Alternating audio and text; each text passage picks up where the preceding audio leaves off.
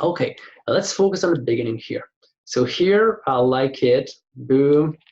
I feel that this is cool. Probably you see here, that's probably one of the moments where the spacing is so big that I could use multiple arms. It's, it's not complicated to do. The only thing, just think of the multiple limbs as a smear. So Right. you don't use them for the sake of using them. You have to have a big spacing that your mind cannot, you cannot bridge the gap if you want. If that's the case, then yes, it could be a good idea to have a multiple limb, but you have to have something big. I'm going to use the old way of doing a smear by having just a little poly modeling here, I guess, just a little bowl here. So I'm going to go for this, and I'm reducing it the way that I want. And this is going to be my fist.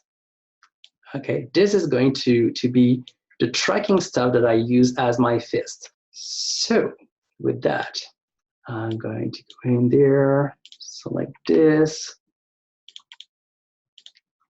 put Lambert here, select color, and I'm going to go for this. I created a sphere that looks like it's the same material, very quickly, just to give you a quick idea of what I'm doing. So the thing now is going to decide when and where I kind of use the sphere. And for me, the big spacing happening is from here to here. You see, that's the moment where I kind of miss a little bit of something here. So I'm creating this sphere that I'm going to key here, key in, and then key out here. Boom.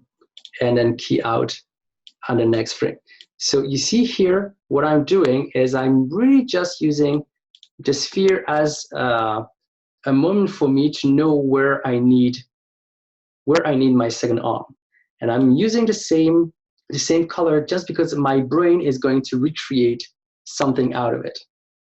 Okay, so now let's say so I just need to figure out exactly where I want it to be, and then I'm going to duplicate it again. Okay, and then you see very, very roughly, not even taking into account the the 3D world or anything. I'm just very roughly recreating an arm, let's say. So here, out. And why am I putting it down more than up? It's because when you're rendering something, and if it's up in the air, it's going to cast shadows. So every time I want to hide something, I'm putting it down under the ground, if you want. So you see here, I'm just starting to recreate my arm very, very roughly, but that is going to do the trick. So here, duplicating again, and then very roughly here, in there somewhere. I'm going for this. And I'm not paying too much attention to the shape or the how it looks. It doesn't have to look good because it's going to be seen only for one frame. See, and that's the idea behind it. It's you don't see them for more than 1 to 2 frames, so it doesn't have to look good. You just have to help your brain recreating the motion. See here, if I hit play, yeah, it's too small here now to really notice it. But you see, you don't see the multiple arm, but it helps your brain recreate the movement. You see, I'm making sure that I'm creating a nice arc. So maybe this one could be a little bit higher. You see here, and that's all I need. There are other ways to do it. Let's say, boom, boom, boom. Boom, boom, boom. I could, for instance,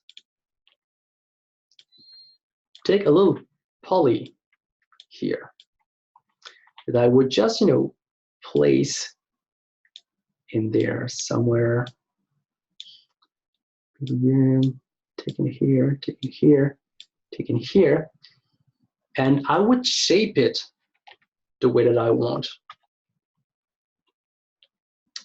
So let's just go in there,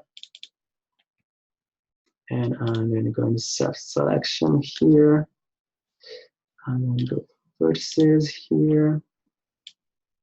My self-selection is a little too strong, I think.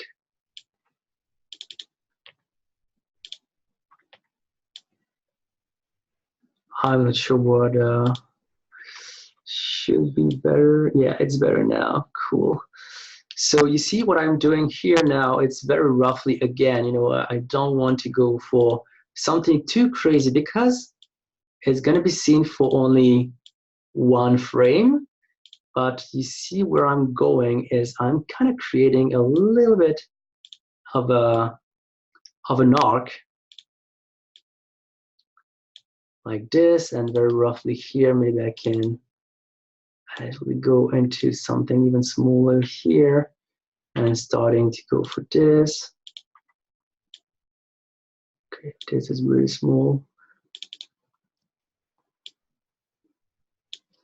Okay, this is better. Yeah, you see, I'm not willing to go for something too complicated here. You know, we're not modeling or anything. We're just trying to bring a little shape to do whatever we want. So here, here. I kind of need to go a little more low here, here. So I'm kind of creating a line. You see, that's the idea,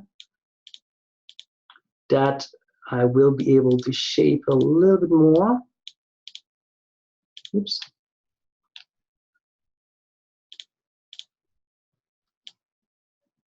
Okay, here, kind of starting to have something that looks like a swoosh or something. That could work. And then I'm going to go into object mode and really, you know, scrunch it as much as possible here. And maybe go for something like this.